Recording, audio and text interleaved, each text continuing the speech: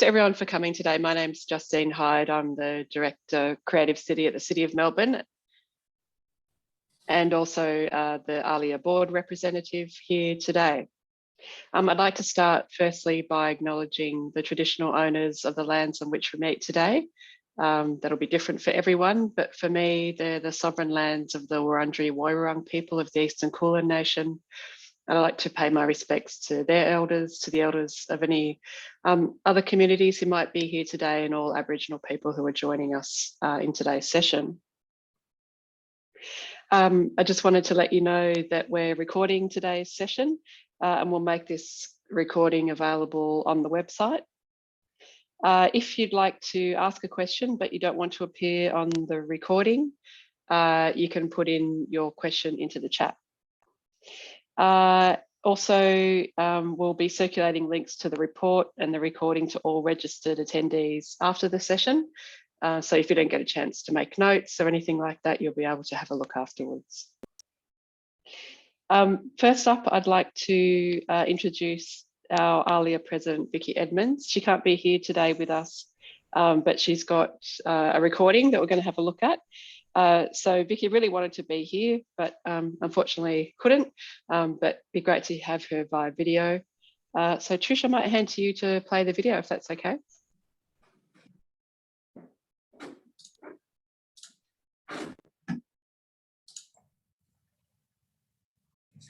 Welcome. As we gather together virtually, we acknowledge that we are all physically present on the lands of the Aboriginal and Torres Strait Islander peoples, custodians of land and culture.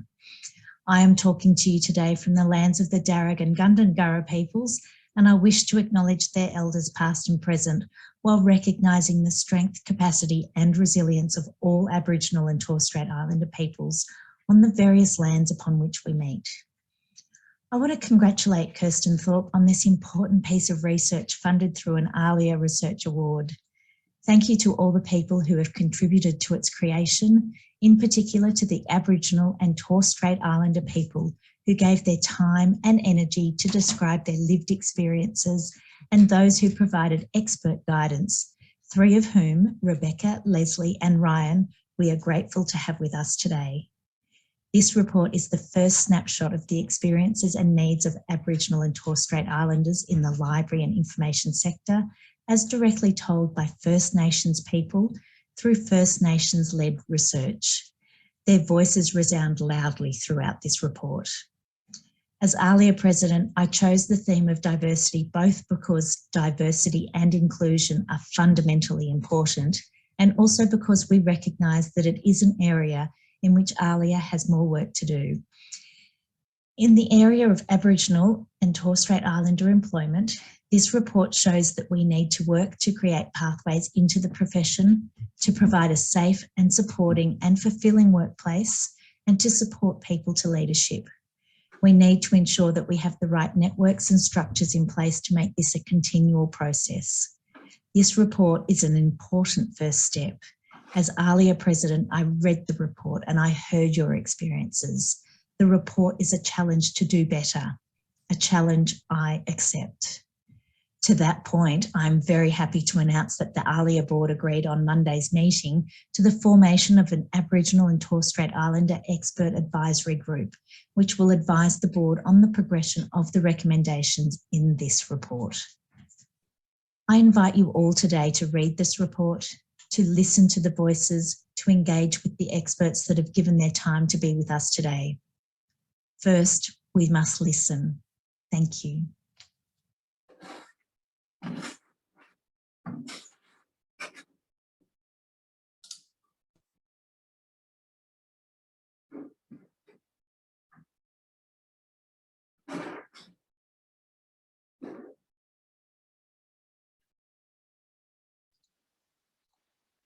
Trish, would you like me to jump in?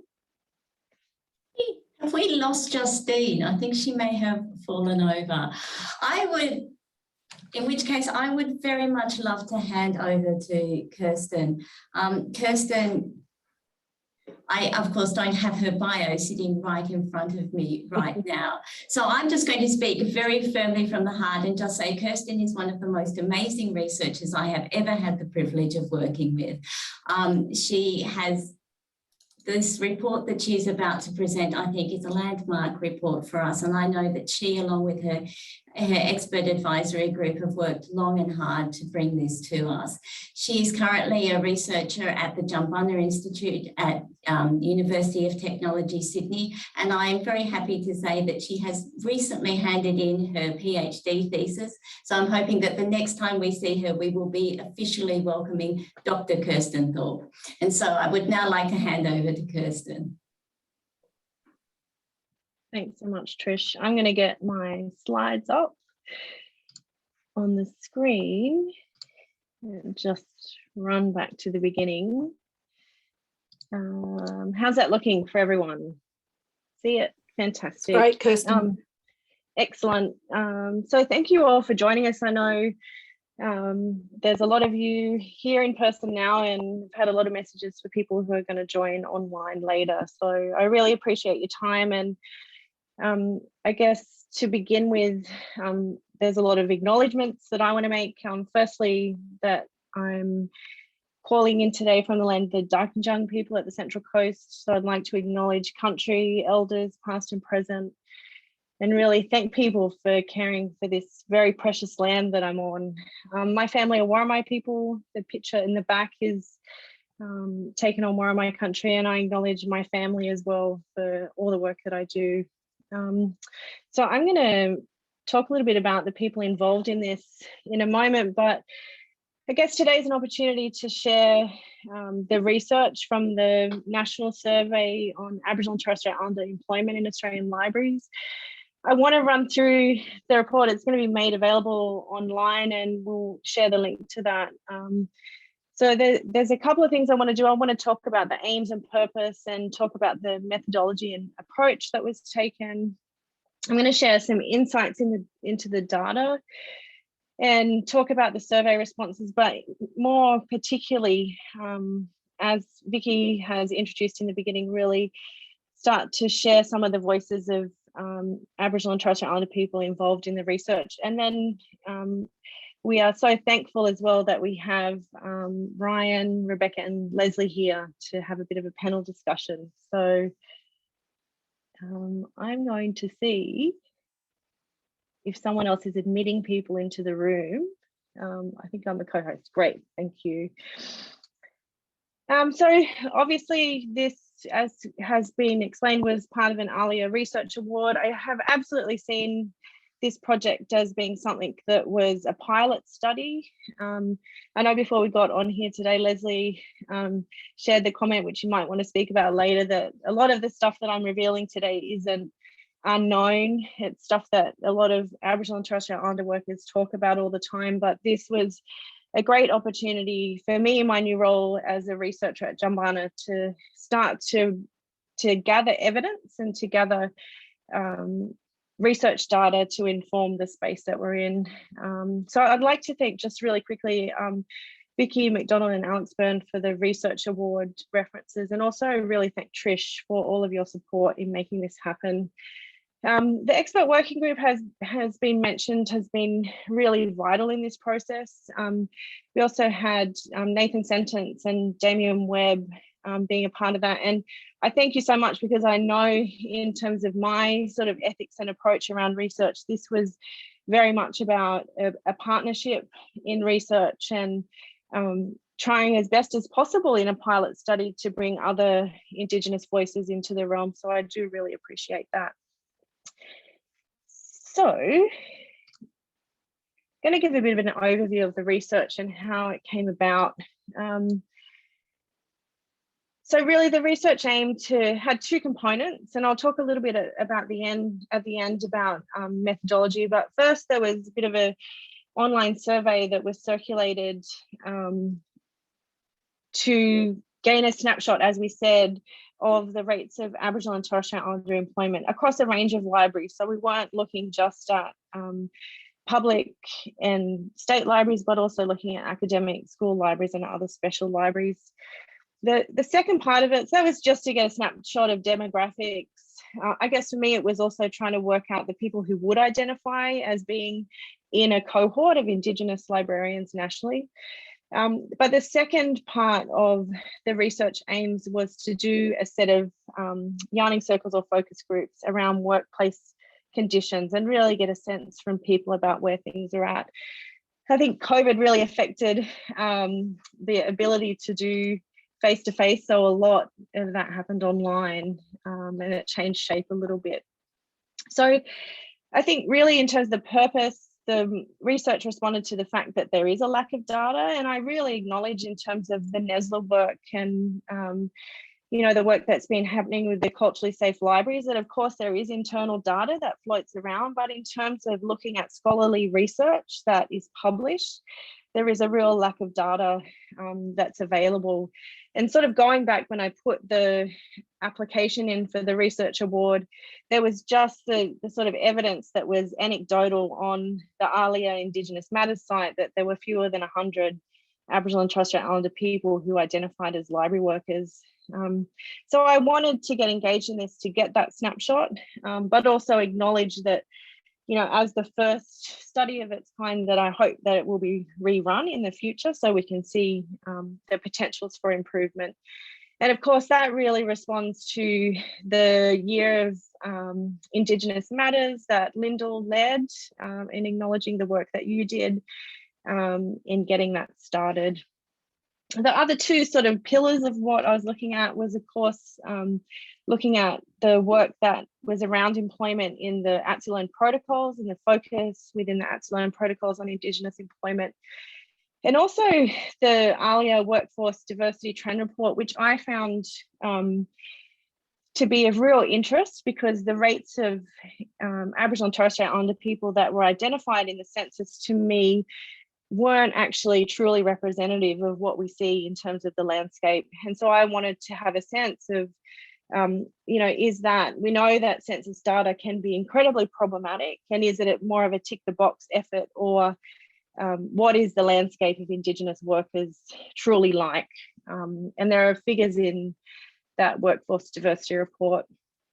So in terms of the methodology, for those of you who work in universities, I had a really intensely rigorous process at UTS to have ethics approval. And, you know, of course, one of the things that happens in Indigenous research is that we not only have an ethics board that looks at the participation of humans in research, but we also go to another Indigenous research board to provide rigor. And that was really fantastic, but it did stretch the time out.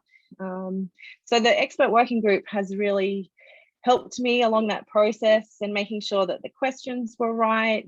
And we really flipped, as it has there on screen, because of COVID, there were no focus groups. So we ended up doing a lot online. And of course, you know, for the people that participated in the research, both in the survey, I can't thank you enough for your time, but also those that participated in interviews when I go through later, you know, having that research ethics process and your involvement was so incredible. And yeah, I really appreciate your insights. And the only other thing that I wanted to mention, as Trish went into this, is that I've been straddling sort of finishing my PhD, and I've been really transparent throughout this process that this research was very separate, and although it relates very much to the topic that I investigated at Monash, it was a different research study, but they definitely link together. So to the research findings. I'm going to run through, firstly, the response rates. I'm not going to share a lot of the quantitative data. It is there in the report. But I guess the first thing that I want to say is that with the expert working group, we did a lot of grassroots work to distribute this survey out to people. And it was worth noting that we only had 52 responses to that report. And although for those people who are, you know, much more expert at undertaking quantitative research, it is a low response rate, and we had actually expected more. Although I think it is still very significant that we had those 52 responses. And I think what the numbers say to me is these are the people that would be actively involved in networks or be actively identifying themselves as a First Nations or an Indigenous library worker. So that's significant in itself. So running it the next time, I think I would have to say in terms of recruitment and participation, we really hit every possible network, but also acknowledge that there may have been people that weren't able to complete the survey. So very much typical of the library, wider demographic snapshot. The highest proportion of workers were female, with 78%. So then there were some comments that were made in the research with that as well. In terms of ages, 26 to 34 had the highest proportion of workers, followed by 35 to 44, and a couple of people who are obviously longer career who participated. What was interesting in terms of the numbers of people in each state and territory, New South Wales had the highest response rate of participants in the survey. And as we go down, we can see those numbers as we hit WA, Victoria and South Australia as being quite significantly low. And we had no responses from Aboriginal and Torres Strait Islander employees in Tasmania. The overwhelming response rates were from public libraries, and a small proportion from academic libraries, but it was also good to see that we had representation of Indigenous people in school libraries, because it's an area that I think we don't often think about and is really important. So I'm just going to say, as I sort of go through the looking at the quantitative parts of the report, and for people that look at it, I think, the big learning lessons were that we needed to do analysis of data across areas. So there is a breakdown of the types of roles that people identified that they worked in, and I think that was quite hybrid. A lot of people might have had multiple roles, which is quite interesting. And I had some really good feedback, and thanks to the participants of the survey, that it would have been also great to have a look at, for example, if someone was in a library assistant or technician role, how long they'd actually been in that role, to look at potentials for career development and that kind of thing. So I think there is definitely room for improvement there. But if I turn now to the interviews, I conducted 10 semi-structured interviews online using yarning as a methodology. I did 5 in 2020 and 5 in 2021. One of the things that I found really interesting is that the call out attracted people who were newer to the profession and weren't, I would suggest, actively involved in other Indigenous networks, and other people who'd also been in the sector for quite considerable times and had, leadership roles, for example. So we had a long, as the yarning is a method that I guess, tries to engage people as a full person in the process. The interviews went for about an hour, some longer, and as part of the process, although you won't see any names of people, everything was confidential. I returned transcripts to people to make sure that they were happy with the comments that were made. And that's happened throughout the process until people have consented to use of quotes. So I'm going to run through the key areas, the key findings, and at the bottom you're going to see that the quotes that are provided by people talking about their experiences. And I really encourage you to go and read the report, because there is a lot more that exists in there. So to go through this section, the first finding was that Indigenous workers enable and support a vibrant Australian library sector. So really what that said in the research is that Aboriginal and Torres Strait Islander people are incredibly committed to their roles and see the work that they're doing as being community work and cultural work. And in that sense, that so many people are breathing life into the work that they do in libraries. And I thought that that was so important to show that although we have a long way to go, there's a real reverence and respect for the work that people are doing to connect communities to their heritage and to wider information sources. I think the second recommendation talks to Indigenous library workers being there as driving forces for change within the sector. So that although the representation might be low, that we have a whole bunch of people who are really committed to that work. And within the yarning sessions, you know, people talked about their own experiences, but they also reflected widely on the work that was happening in the sector. And really within that, there is a real focus on people working to support the sovereignty of their communities. So really trying to navigate these institutional structures to give back to communities and involve them in decision making. And alongside of that is this parallel focus of us being at that cusp of how do we support national truth telling in the library sector. That was a really clear theme that came out. So next, and I guess this is aligned with the work that is happening with NESLA, with the culturally safe libraries.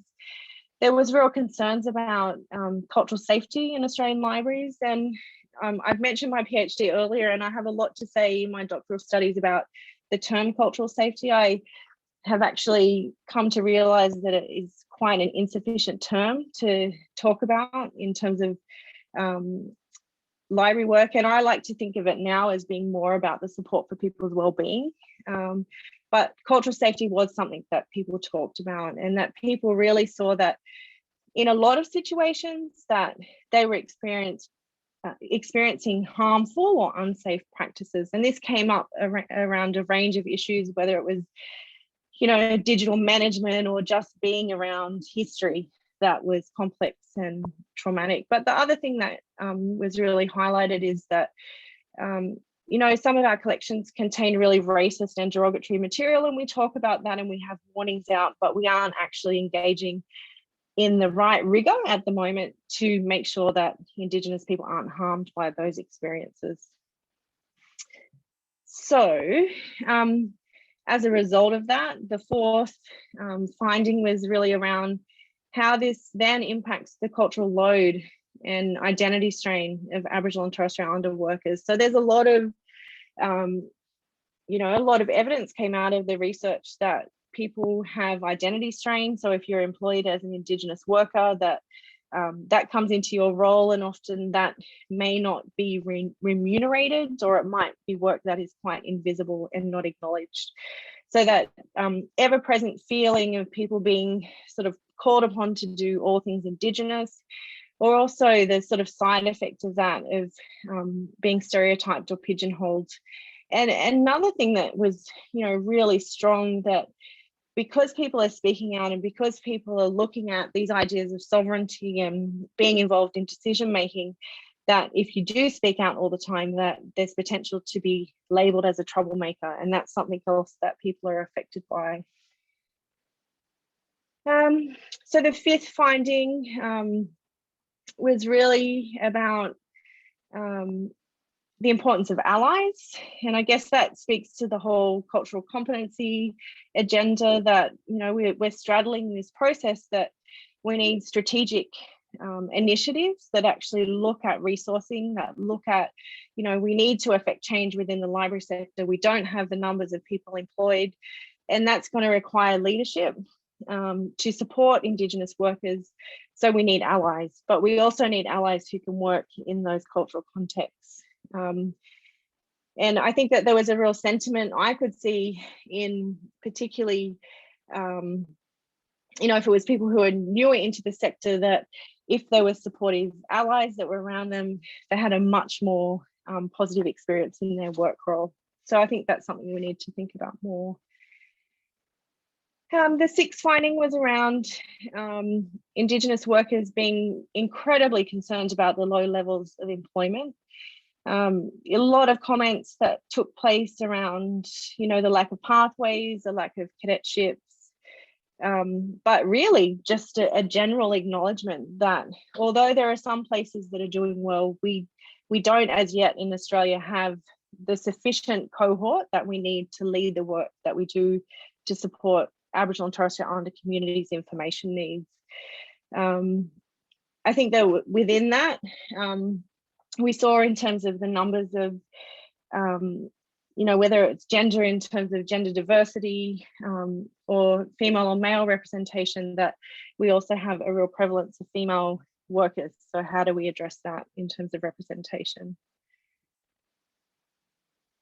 As we kind of come towards the end, some of these findings were about library workers seeing a real need now for the ability to connect with other Aboriginal and Torres Strait Islander people.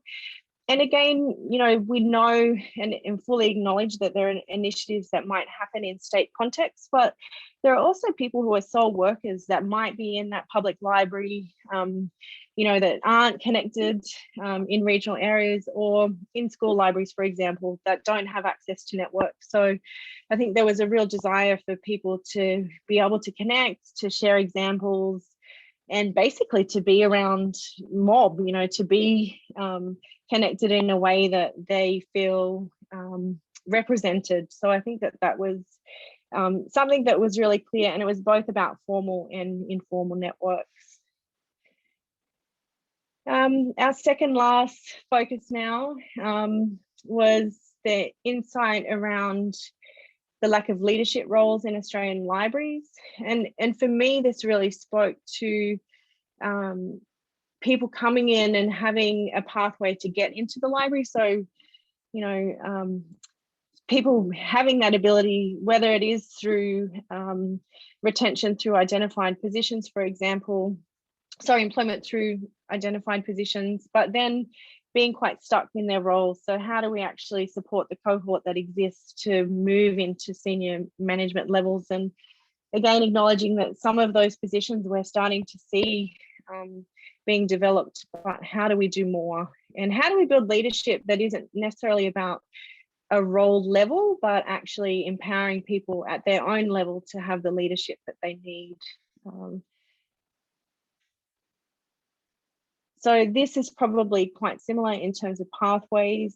A lot of reflection back from people that discussed leadership pathways, but pathways into the profession, and seeing that, probably in the 90s, 2000s, there was a lot of work happening at a Commonwealth level that saw that support, but it isn't as visible now. So what can we do about that?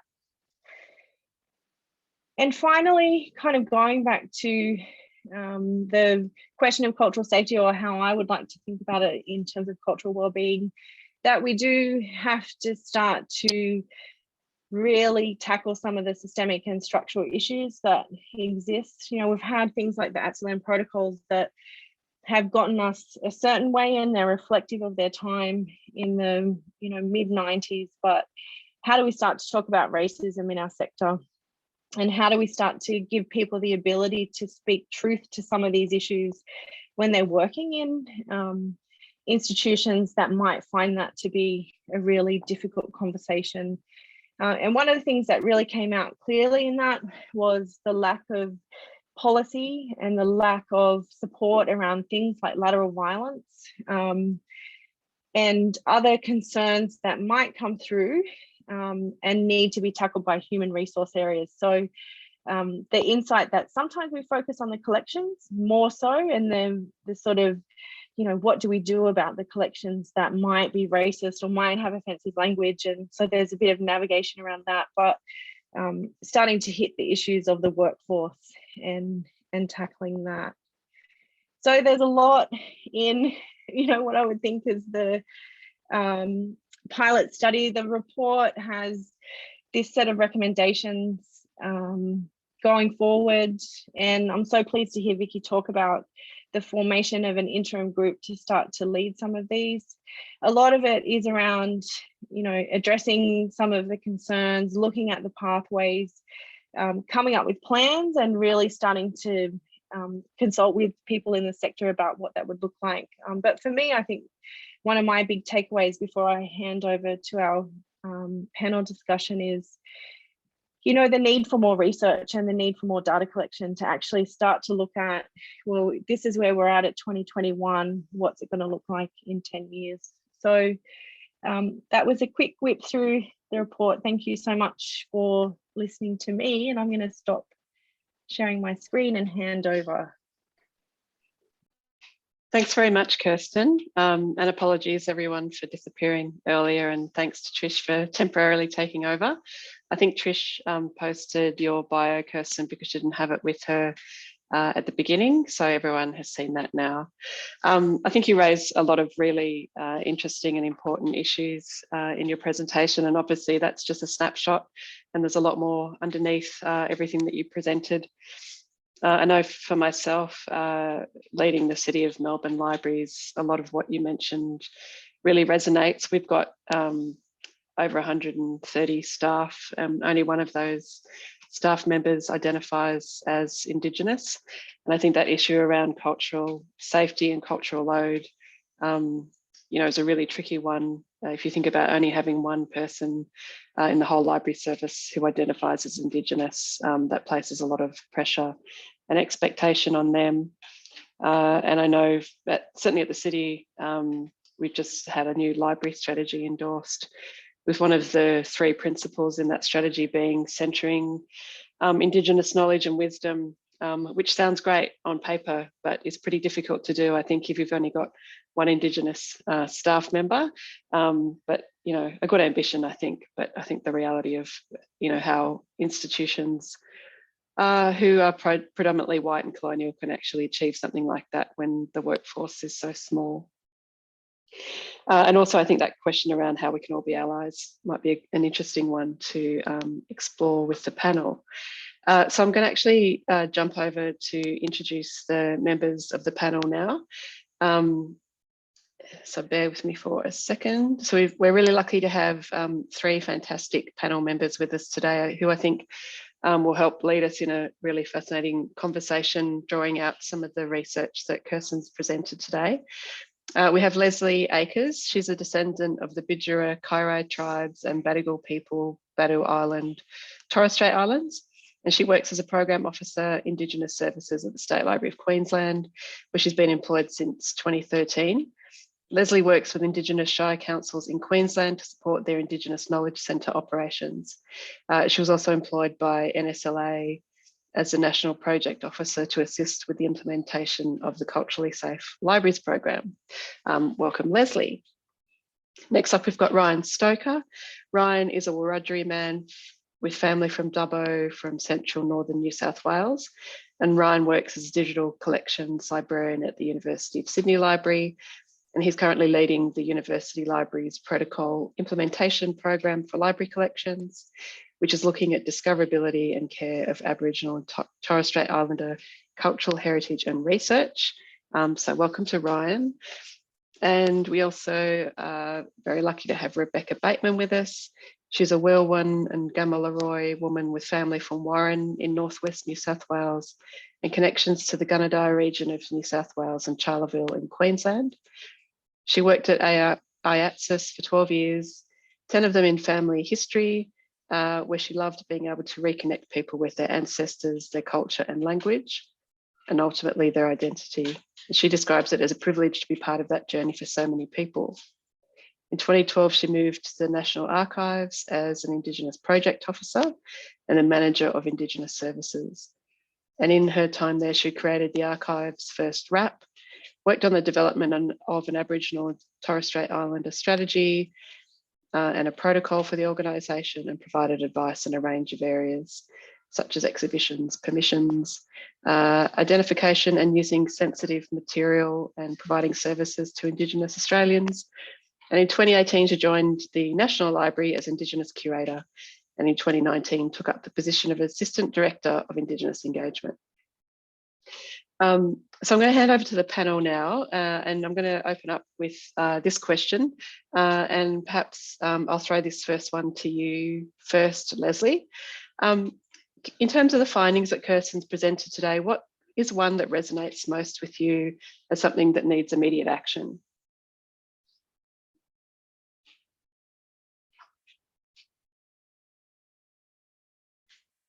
Are you there, Leslie? Yep. Okay, would help if my mute came off when I clicked it. Don't worry, we're all used to that. Don't worry. All right, so before I begin I'd just like to acknowledge that I'm on Turrbal and Yagara country today, and I pay my respects to their elders, past and present, and also ancestors as well. Yeah, what resonates with me strongly is number 10. The Indigenous library workers calling out issues of systemic and structural issues in libraries that impact on our cultural safety.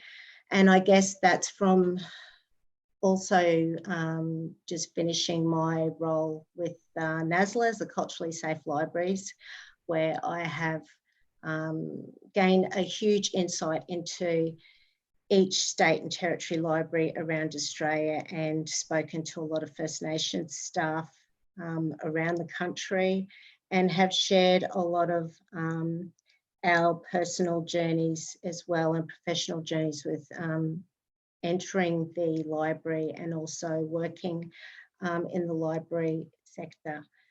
So that's, if I had to pick one, that would be the most strongest one that resonates with me.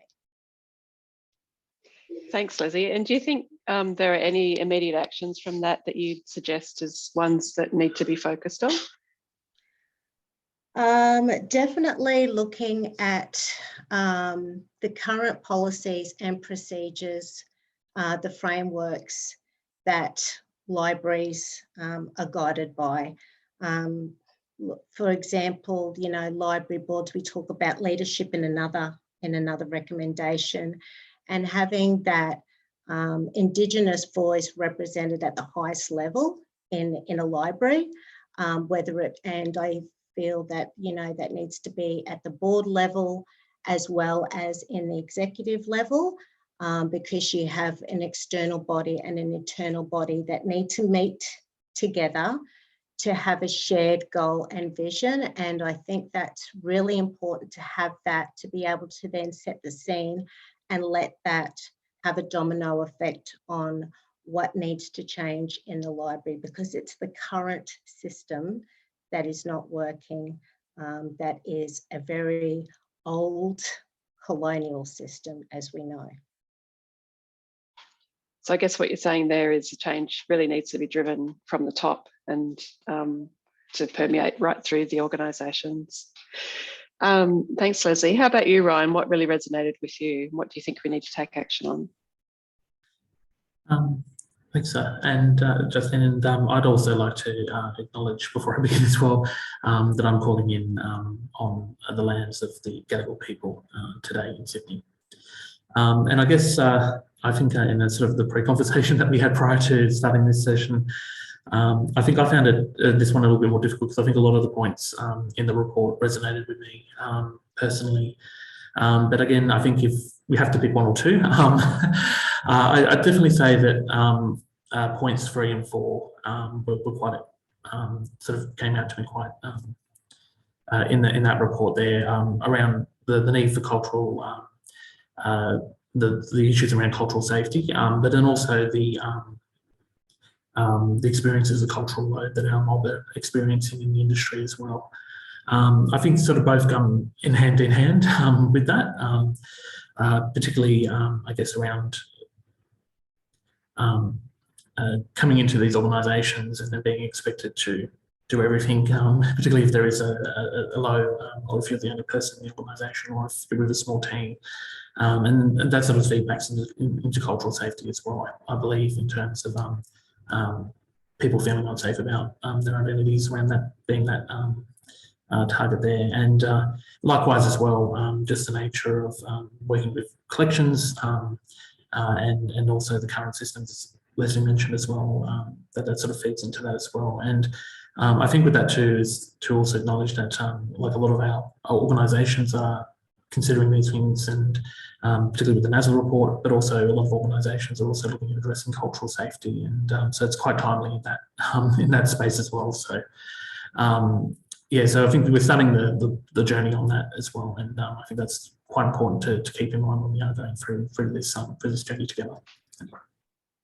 Thanks, Ryan. Have you, in your time, seen any good examples that you could point to that address those issues around cultural safety and cultural load? I guess from my own experience and working with other organisations as well, having cultural safety as part of onboarding processes for staff. So quite a few organisations, particularly in the academic library sector, I can really speak to that, is that as part of the onboarding process for many organisations is a requirement for staff to undertake cultural safety training, and having that awareness and appreciation of those concepts and build up that staff confidence. And likewise as well, that's also happening across the wider sector too. I should also acknowledge probably Leslie and Rebecca, you might also want to comment from that from your point of view as well. But I think that's definitely, I think a good example there is if you do start with having in building cultural safety training into your onboarding process and part of your staff development, that really is an important first step, I believe, in addressing quite a lot of the issues that we are facing there. And as mentioned in the report, people, Indigenous staff who are working in organisations where that cultural safety training and people are aware of that, and that's present within the organisation, that's really helping in terms of having allies to support our mob in effecting change in organisations as well. Great, thanks so much, Ryan. Rebecca, do you mind if I pass to you now that same question about what resonated with you and what are some actions you think we can take? Sure.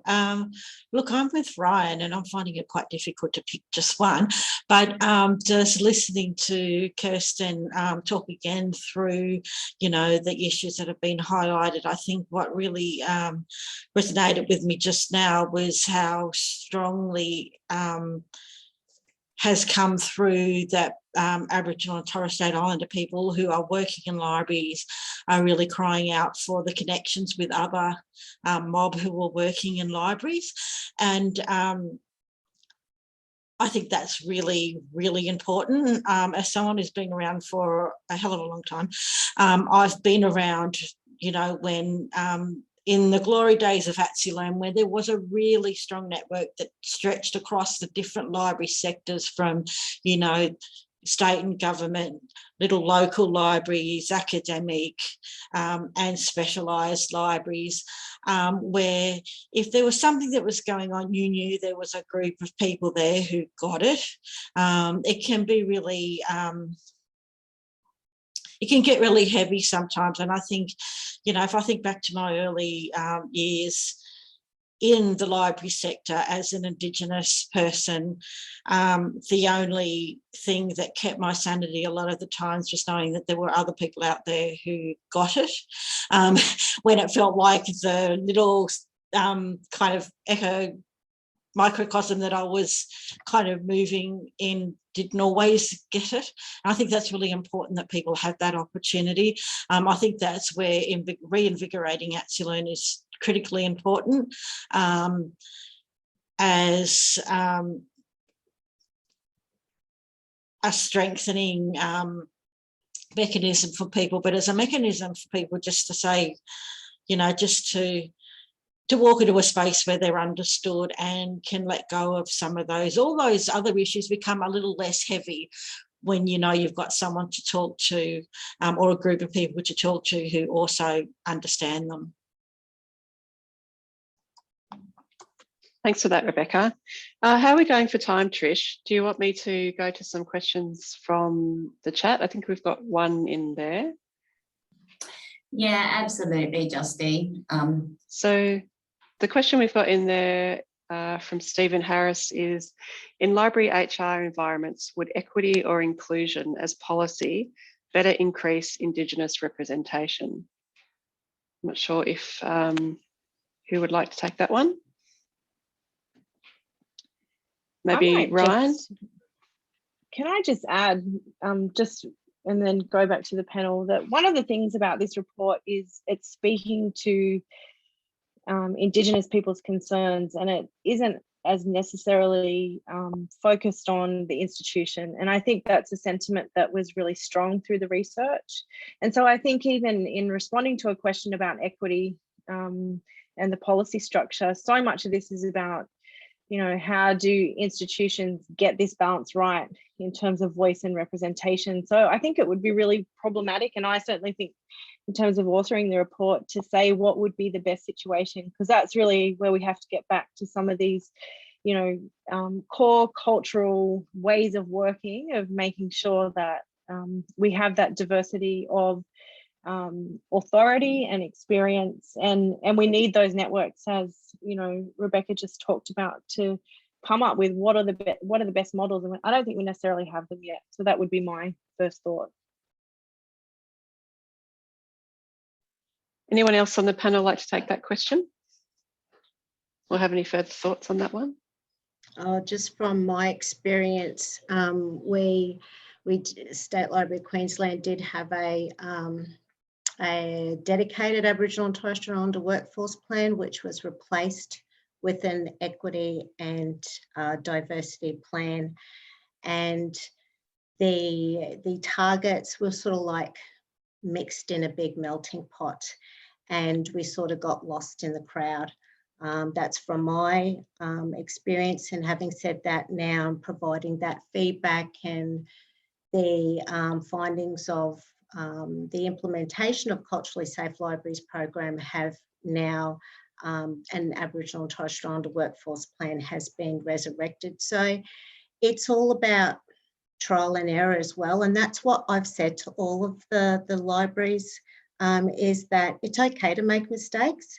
There is no such thing as being perfect, and you're never going to find a perfect model, because you're trying to fit a round, you know, peg into a square hole. You're going to have gaps, and it's about the process and learning from the process. That's the important thing. So yeah, it's all about trial and error, and, you know, be brave to take the initiative to try different things, because that's the only way you're going to know what will work and what won't work. Thanks, Leslie. Yeah, I think that fear of failure can be a bit paralysing for some organisations who are too scared to try anything in case they get it wrong, and so they don't do anything, which is worse than trying, I think. There aren't any other questions in the chat, so I might just throw an open-ended question to the whole panel. I'm interested to know, I mean, obviously there's a lot in Kirsten's findings that it's about systemic organisational change. But, you know, obviously change starts at a personal level as well. I'm wondering, I'll throw this one to the whole panel, whoever wants to respond. If you could tell us how you think we could all be better allies to our Indigenous workmates.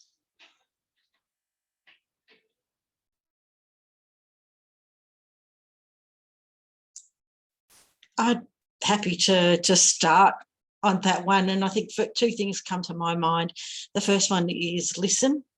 It always comes down to listening, and the other thing comes back to that fear paralysis that you were just touching on, Justine. And as someone who's been around in this space for a long time, I can't tell you the number of times you see somebody hesitant to do something, or just coming to a grinding halt because they're just so desperately scared about getting it wrong. And what I would say is I totally respect that. I really appreciate that you want to get this right, but please, the best thing you can do is to work with me or to work with your Indigenous colleague to work out a way in the first place moving forward that it can be done in a proper way, rather than feeling overwhelmed or, you know, afraid of what might happen. And listen, yeah, don't be afraid to say, I don't know how you think we should approach this. And I've heard anecdotally, you know, we talk a lot about cultural burden as well, and not, trying to, some of the younger people I work with, both at the National Library and further in other institutions, we worry about people being burdened with a cultural load that is not theirs to carry, that you can speak for your people. I can't speak for a photograph of somebody else's people, and all sorts of things that we hear, stories of people, positions people being put into,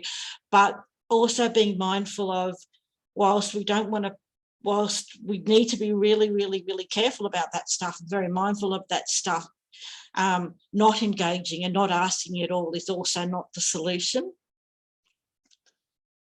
if that makes sense.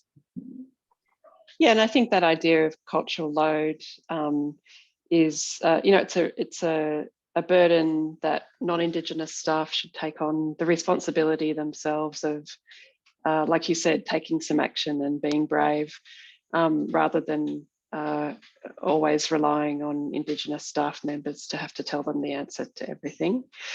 Yeah, that's certainly something I've seen in the workplace. Ryan, how about you? What do you think that we can all do to be better allies?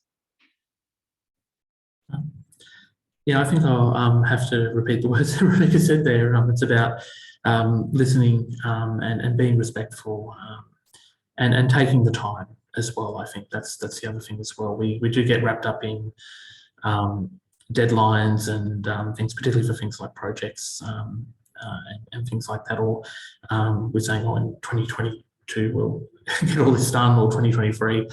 And I think a lot of these cultural changes do take time, and taking the time to learn and understand and listen is particularly important, and to learn from country as well, to go out and invite people, like your local community, into your library space to learn from community as well, and learn from country, and better understand